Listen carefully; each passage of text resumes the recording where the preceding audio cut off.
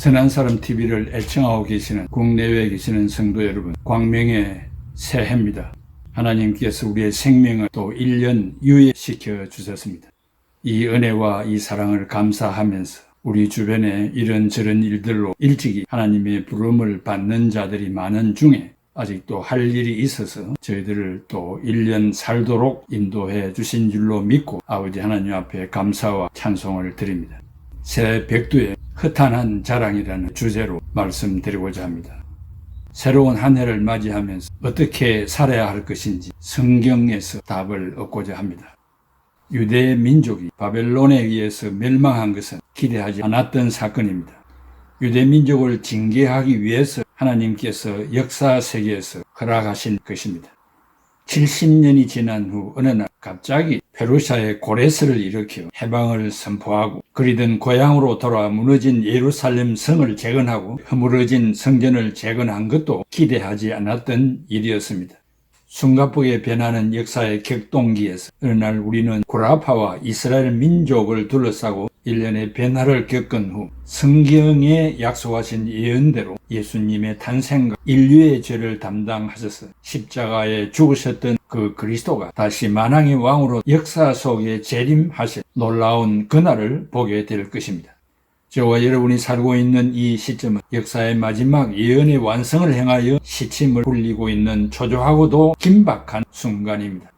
지나간 날 약속하신 것들을 성실하게 이루셨던 것이 끝날에 있을 예언도 성실하게 이루실 것을 믿습니다. 언제인지는 모르지만 하나님의 역사를 완성하는 그 시간이 온다 할지라도 주님을 바라보고 부끄러움 없이 살아왔던 우리의 삶을 결산하기 위하여 내 인생에게 주어진 남은 날을 믿음으로 살아가도록 힘써 노력해야 합니다. 우리의 주변은 안전하지를 못한 상태입니다. 새해의 백두의 주님의 도우심을 기대합니다. 네 눈을 들어 산을 보라고 하신 살아계신 하나님, 우리의 도움이 어디에서 오는가? 천지를 지으신 여호와 하나님께로부터 임하는 것을 알기 때문에 주님께 모든 것을 의탁하고 출발하기를 원합니다. 작년에 내 사랑하는 친구 이영욱 목사가 코로나19로 세상을 떠났습니다. 그의 가족 사모님과 일남 이녀를 남겨두고 먼저 가셨습니다. 가족들은 얼마나 허전하고 괴로운 시간을 보내고 있겠습니까? 교단의 총무직을 수행하다가 한마디 부탁도 없이 훌훌 떠나버렸습니다. 우리 교단에 속한 박창환 목사님께서는 지병으로 세상을 떠나셨습니다. 그의 가족 또한 얼마나 힘든 시간을 보내고 있겠습니까? 은퇴 후 몇 날도 목회를 되씹어 볼 시간에 여유도 없이 급히 가셨습니다. 이 두 가정의 가족들에게 주님의 위로가 함께 하시기를 기원합니다. 본문에 내일 일을 너희가 알지 못하는도다. 너희의 생명이 무엇이뇨? 잠깐 보이다가 없어지는 안개니라고 하였습니다. 인간의 생명을 안개에 비유했습니다. 이 안개는 헬라말로 아티미스, 베니시스, 베이퍼 이렇게 영어 단어를 사용하는데 제가 살고 있는 동두천에 새벽 운동을 가려고 나갔는데 지척을 봉헌할 수 없을 정도로 안개가 자욱했습니다. 이런 안개와 하루살이에 대한 좋은 예화가 있습니다. 하루살이와 메뚜기가 아침부터 놀다가 저녁이 되었습니다. 메뚜기가 하루살이에게 하루살이야 벌써 저녁이다. 그만 놀고 내일 만나자고 했습니다. 그러자 하루살이가 메뚜기에게 물었습니다. 내일이 뭔데? 하루살이는 하루밖에 살지 못하기에 내일을 모릅니다. 그러다 하루살이가 죽고 말았습니다. 메뚜기가 외로워서 또 만난 것이 개구리였습니다. 메뚜기가 개구리가 재미나게 놀다가 가을이 왔습니다. 그러자 개구리가 메뚜기야 벌써 가을이다. 겨울이 지나고 내년에 다시 만나서 놀자라고 했습니다. 그러자 메뚜기가 개구리에게 내년이 뭐야? 라고 물었습니다. 메뚜기는 내년을 모릅니다. 왜 그렇습니까? 1년만 살기 때문입니다.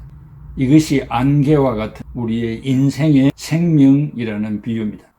불안한 세상에서 맞이하는 새해, 새해의 계획이 무슨 의미가 있겠습니까? 어떻게 세워야 하겠습니까? 첫째, 인간적인 계획을 세워서는 안 됩니다. AD 1세기는 20세기와 유사성이 있습니다. 그때도 로마의 평화 시대, 200년간 로마가 평화로운 시대를 살았습니다. 그걸 팩스 로마나라고 부릅니다.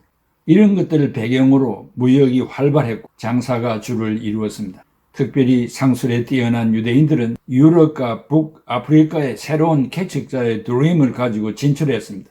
그들에게는 시간이 바로 돈이었습니다. 그들에게 있어서 계획은 바로 성공과 직결되었습니다. 야고보서 4장 13절에 들으라. 너희 중에 말하기를 오늘이나 내일이나 우리가 어떤 도시에 가서 거기서 1년을 머물며 장사하여 이익을 보리라 하는 자들아. 그 당시의 사회적인 분위기를 잘 알려줍니다.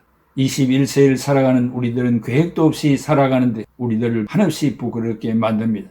그 당시에도 계획대로 살 수 없는 위험 요소가 주변에 도사리고 있었는데 강도떼들, 선박 교통사고, 건축사고가 빈번했다고 합니다. 갑작스러운 사회의 변화로 번번이 계약 취소가 되었습니다. 상인들이 큰 꿈을 안고 있었지만 좌절할 수밖에 없었습니다.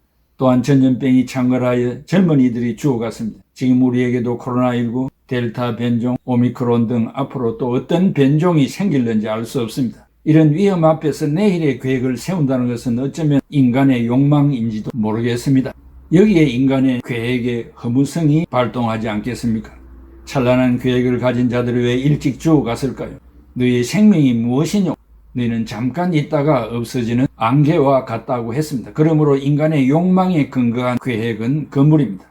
도대체 하나님의 뜻 성취를 위한 계획이어야 합니다. 그렇다고 인간이 세운 계획이 허무하다고 모든 것을 포기하라는 의미로 말하는 것은 아닙니다. 성경은 사람들의 계획을 정죄하지 않습니다. 다만 하나님이 없는 계획은 허무하기 때문에 하지 말라고 합니다. 잠언 16장 1절에 마음의 경영은 사람에게 있어도 말의 응답은 여호와께로부터 나오나니라. 잠언 16장 9절에 사람이 마음으로 자기의 길을 계획할지라도 그의 걸음을 인도하시는 이는 여호와시니라. 잠언 16장 25절에 어떤 길은 사람이 보기에 바르나 필경은 사망의 길이니라. 잠언 16장 33절에 제비는 사람이 뽑으나 모든 일을 작정하기는 여호와께 있나니라고 했습니다. 유명한 프랑스의 나폴레옹 황제가 세계 제패의 마지막 전쟁은 러시아를 점령하는 것이었습니다. 기독교인이었던 한 참모가 러시아와의 전쟁은 성산이 없다고 만류를 했습니다.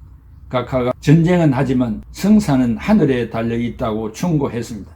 나폴레옹은 참모의 충고를 거절하고 말하기를 나는 계획을 할 뿐만 아니라 성취도 한다고 하나님 노릇을 하려고 덤볐습니다. 결국 많은 젊은 군인들을 희생시키고 전쟁은 패배하고 말았습니다.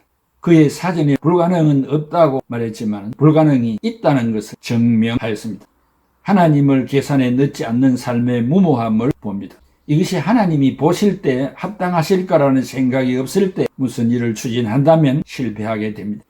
누가복음 12장의 가을의 추수가 풍년이 되어 창고가 부족하여 더 짓고 가득 쌓아두고 독백을 합니다. 내가 물건을 많이 쌓아두었으니 평안히 먹고 마시고 즐거워하자. 그때 하나님이 나타나셔서 말씀했습니다. 어리석은 자여, 헬라말 아폴로 유프.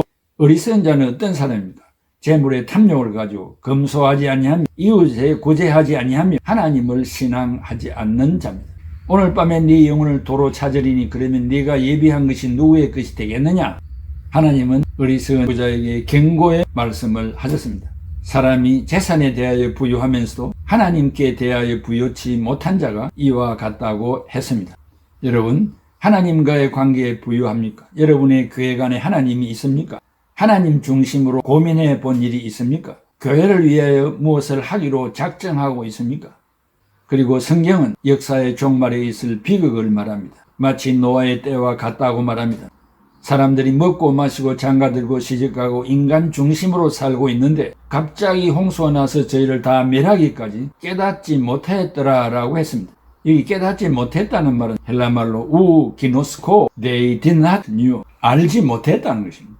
성경은 먹고 마시고 장가 시집가는 것을 정죄하지는 않습니다.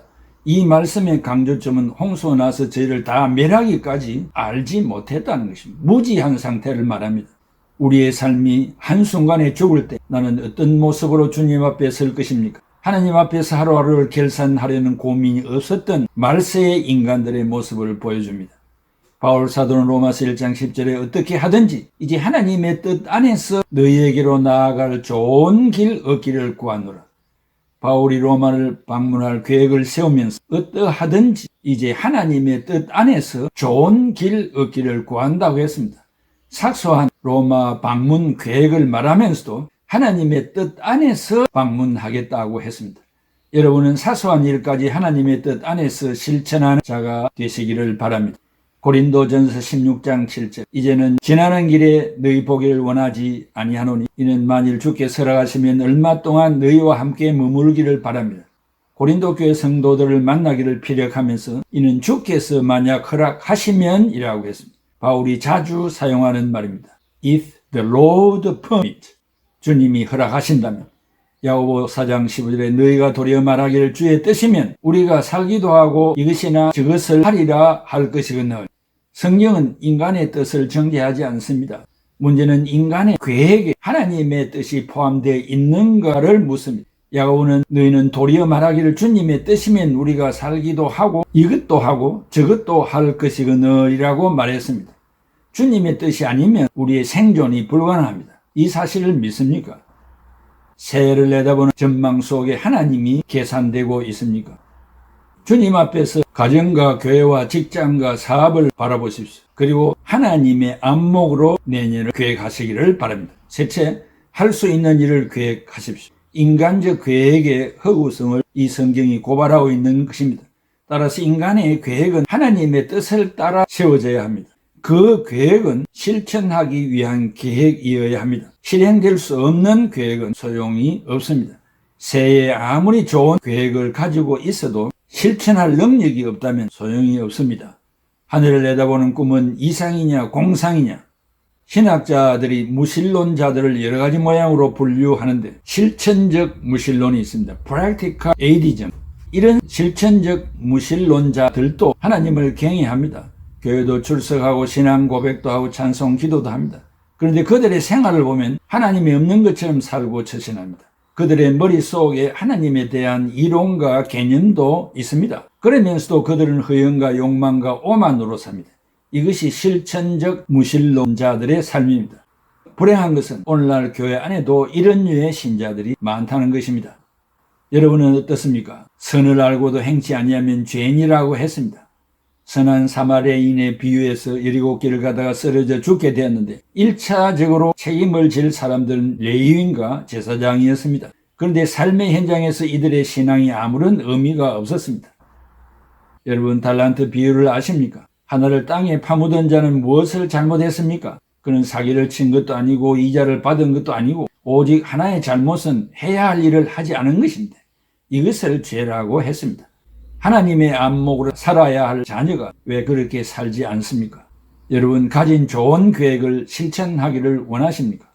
이 세상도 정욕도 다 지나갑니다. 그러나 하나님의 뜻대로 행하는 일은 영원히 거할 것입니다. 조지 필드 부흥사에게 있던 기자가 질문하기를 목사님 앞으로 3일 후에 주님이 오신다면 어떻게 사시겠습니까? 대답합니다. 그야 계획대로 계속 살지요.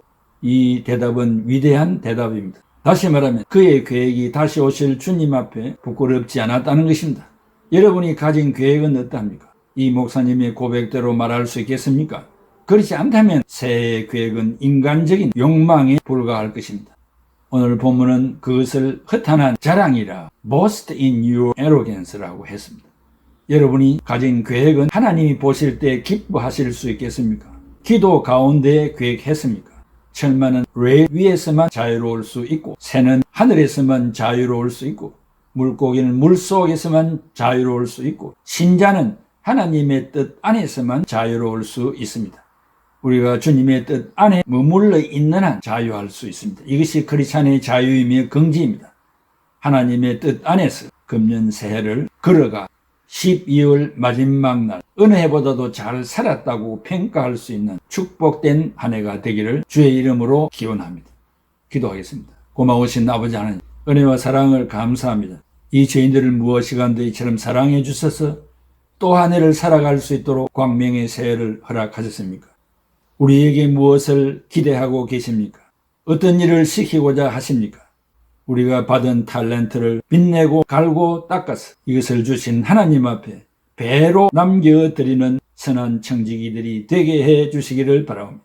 아무런 하나님 앞에 영광되지 아니하는 허탄한 자랑만 하는 불쌍한 우리들이 되지 않게 하시고 장가가고 시집가고 먹고 마시는 것으로 끝내지 않게 하시고 물질을 축적하는 것으로만 행복을 추구하지 않게 하여 주시고 우리 주변을 돌아보고 또 하나님이 원하시는 그 사역을 나를 통해서 어떻게 성취하시기를 원하시는가를 기도하면서 성령으로 역사하실 때 아낌없이 희생적으로 바쳐드리는 훌륭한 믿음의 증인들이 되게 해 주옵소서. 선한 사람 TV를 애청하고 계시는 국내에 계시는 성도 모든 분들에게 하늘의 좋은 것과 땅에 기름진 것으로 충만히 채워주시기를 바라오고 예수 그리스도의 이름으로 기도하옵나이다. 아멘.